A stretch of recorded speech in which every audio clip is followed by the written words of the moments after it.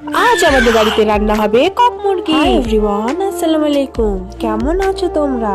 আজকের এই কক মুরগিটা কিভাবে রান্না করা হয় সেটাই তোমাদের সঙ্গে শেয়ার করব। এই মুরগির মাংস নাকি খেতে একদমই দেশি মুরগির মতো। এই কক মুরগির মাংস আজকে আমাদের বাড়িতে প্রথম রান্না করা হবে। প্রথমে ভালোভাবে পরিষ্কার করে কেটে নিয়েছে, ধুয়ে নিয়েছে এখানে। তারপর কড়াইয়ে পেঁয়াজ ভেজে নিয়ে ওখানে পরিমাণ মতো মশলা দিয়ে দিয়েছে। তারপর নাড়াচাড়া করে সব ধরনের মশলা একে একে দিয়ে দিতে হবে। সব ধরনের মশলা দিয়ে দেওয়ার পরে মনে হচ্ছিল একটু তেল কম হয়েছে, তাই আবারও একটু তেল দেওয়া হলো। এই সুন্দর করে মশলা কষানোর উপরে ধনিয়া পাতা আর টমেটো কুচি দিয়ে দিল।